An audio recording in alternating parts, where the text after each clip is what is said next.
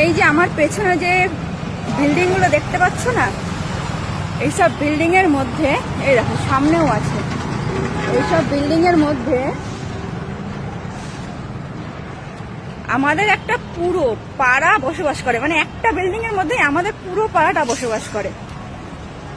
তাহলে ভাবো যে এখানে এক একটা বিল্ডিং এ মোটামুটি 200-250 করে ফ্ল্যাট আছে। সে প্রত্যেকটা ফ্ল্যাটে মানুষ এখানে কাজকর্ম করে, প্রত্যেকের কাছে 4 চাকা আছে, নিজস্ব ফ্ল্যাট আছে, ধরে নিলাম ভাড়াই আছে, ঠিক আছে। তবু এখানকার মানুষ তো বসবাস করছে না, কারণ এখানে কাজও আছে। তাহলে ভাবো আমাদের পশ্চিমবঙ্গ রাজ্য থেকে আরো ছেলে মেয়ে, আমার মতন আরো ছেলে মেয়ে এখানে এসে কাজ করছে, ইনকাম করছে। এখানে কি কাজের অভাব? এখানে তো বিজেপি রাজ্য, এটা ইন্ডিয়ার মধ্যে একটা রাজ্য, বিজেপির রাজত্ব এখানটায়। তাহলে এত কাজ কোথার থেকে পাচ্ছে?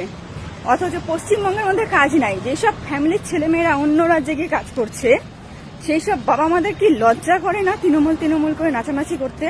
আমার তো মনে হয় প্রায় প্রত্যেকটা বাড়ির একটা করে ছেলে মেয়ে বাইরে অন্য রাজ্যে গিয়ে কাজ করছে। তাহলে কি মনে হয় যে ওই সরকারকে রাখা উচিত? হ্যাঁ,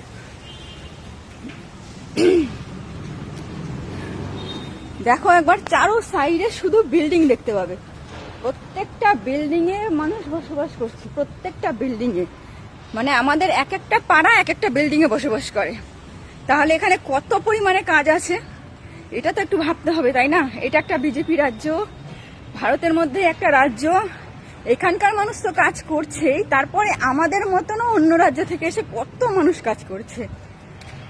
অথচ পশ্চিমবঙ্গে শুধু একই গরম ভাতা। আবার তো সাইনি ডায়লগ মারলো ওই 1000 টাকা থেকে সবকিছু করার পরেও বরের আবার পেট্রোল ভরার 200 টাকা চাই। এবার বলো ওদেরকে কি করতে হয়, কি বলতে হয়? তারপরে মূর্খর দলগুলো টিএমসি করে নাচানাচি করছে। মানে একটা লজ্জা শরম যদি না থাকতো না, তাহলে মানুষ হয়তো এরকম করতো। দেখেছো এই বিল্ডিংটার মধ্যে মোটামুটি হয়তো 250টার মতন ফ্ল্যাট আছে। এক একটা বিল্ডিং এর মধ্যে 250খানা পরিবার বসবাস করে। আমাদের মনে হয় একটা পাড়াতে 250খানা পরিবার নাই। এখনো সময় আছে, ভেবে দেখ রে মূর্খর দল, এখনো সময় আছে, ভেবে দেখ। এখানেও বিজেপি শাসিত রাজ্য, এখানেও জিনিসের দাম আমাদের ওখান থেকে অনেক কম।